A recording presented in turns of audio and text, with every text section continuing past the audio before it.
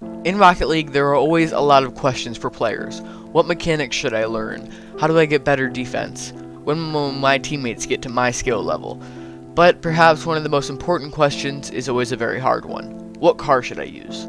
In this video, I'm going to be going in depth about which of the three main cars, the Dominus, the Octane, and the Fennec, are the best, and stick around to the end because at the end of the video, I will tell you exactly which car you should choose depending on your playstyle. Let's get into it.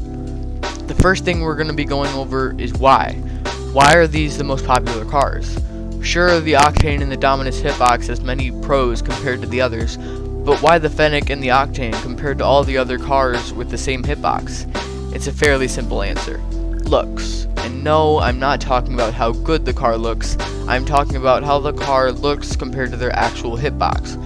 For example, while the Scarab and the Octane have the exact same hitbox, the Octane and the Fennec's car design look a lot closer to their actual hitbox, so you feel like you're actually touching the ball when you hit it. That moves us into the next segment, hitboxes. And this may surprise you, but like previously said, there are only 3 cars in this video and 2 different hitboxes. The Octane and the Fennec both have the same hitbox, while the Dominus is very different. The Octane hitbox is taller and will beat a Dominus in a 50-50, and the Octane hitbox also makes it easier to balance the ball on the top of your car. However, just because the Fennec and the Octane have the exact same hitbox, it does not mean they are the exact same car. While they are incredibly similar, in my experiences, the Fennec is a lot harder to flick with, and it makes it so even if you have the ball in perfect positioning on your car, you could still have a weak flick. But the flick area is where the Dominus shines.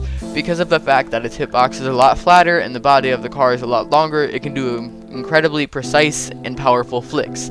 Now, some people might still be saying, I don't know which car to choose. Well, that's what I'm going to be going over right now. In terms of the Fennec versus the Octane, like I said before, the Fennec has really weak flicks, and the Octane can dribble the ball better and do better flicks. However, they still have the same hitbox, so they're still pretty similar in what they do. Now, in terms of Octane versus Dominus, the Octane, like said before, has a bigger hitbox, making 50-50s easier. However, the Dominus does really well with flicks and aerials too. The reason a lot of freestylers are choosing the Dominus over any other car is because of its hard, sharp corners and flat body. These attributes can make it easier for flip resets, redirects, and just in general air dribbling the ball. The Dominus is widely seen as the king of the air. Now, which car do I recommend for you?